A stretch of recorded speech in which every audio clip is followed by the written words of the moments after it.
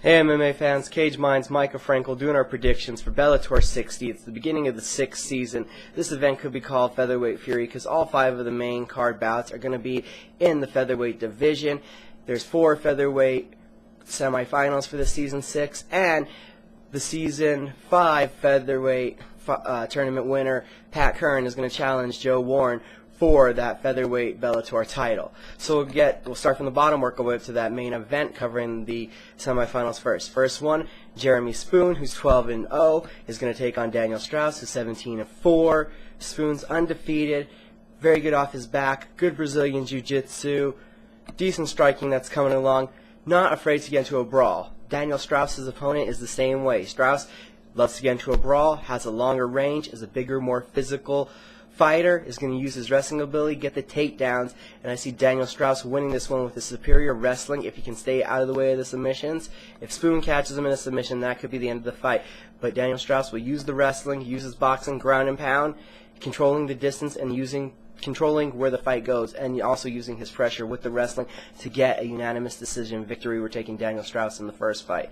Next matchup, Jair da Silva, who is 11-4, taking on Alexandre Bezerra, who's 12-1. Both men are very active on their feet, good bouncing around style, good striking element. Da Silva will have a striking advantage, I slightly believe so, with his unorthodox style, but Bezerra is a very high-level Brazilian jiu-jitsu practitioner who goes all out for submissions. He could end this at any time, grabbing a leg, getting a submission, and that is his way of using a knockout punch. He has ground and pound potential too. From an overall stance, Bezerra has more weapons when it comes to the ground game and a decent enough striking game that Da Silva is not blowing him out of the water. Their experience is relatively the same, but I'm going to say that Alexandre Bezerra is going to win this fight in a split decision, but a submission could be inevitable. Da Silva will need to win this fight with a knockout, but I don't see it coming. Bezerra will advance with the split decision victory. Next on the semifinals, Mike Corey, who's 11-2-1, who's coming in on short notice, is going to take on Ronnie Mann, who's 21-4-1. A giant experience advantage for Ronnie Mann, and it's really all to his advantage. He knew he was coming into the tournament. He's a natural featherweight, as to where Mike Corey is dropping down. Not too much video out there on him. He's kind of an unknown from my perspective. A very good record, looking to be a very good prospect. But Mann has fought all over across the world, puts together better combinations, a much more dangerous submission practitioner, and does have the ability to get takedowns and use the ground and pound. I think we see a TKO coming from Ronnie Mann. We're going to go in the second round. He's going to end this fight, putting together a nice combination and ending the fight. Next on the semifinals that we're talking about, Roberto Vargas, who's 12-1, taking on Marlon Sandro, who's 20-3. Sandro, coming from Nova União.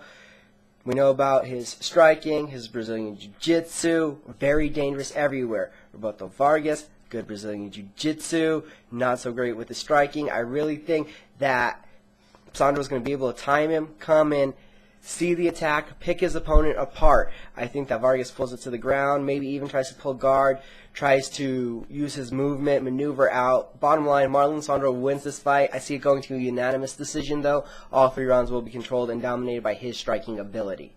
Now to the main event, Joe Warren defending his featherweight title. He has a 7-2 record. He's taking on Pat Curran, who's 16-4, and is the Bellator Season 5 featherweight tourney winner. Joe Warren, we know, he uses his Olympic Greco-Roman wrestling background. He wants to keep pressure. He's hard to finish. He has been finished off, though, before. His 2 losses are 1 by submission, 1 by TKO. He's going to lose this fight, I believe, because he's the smaller man. Curran's not going to give him any openings. Pat Curran works slowly, methodically. He is very tight with his striking, will land bigger, heavier strikes. He's not a cumulative puncher, throwing out a lot of punches and strikes, but he does pick his points, and with laser accuracy ends fights with knockouts. I got this one going all the way to the 3rd round in a 5-round fight. I think that Curran ends in the 3rd. He's going to land a big right hand, dropping it to the floor, and then sinking in a submission in a transition within a scramble, and we will have a new Bellator featherweight champion who will be Pat Curran.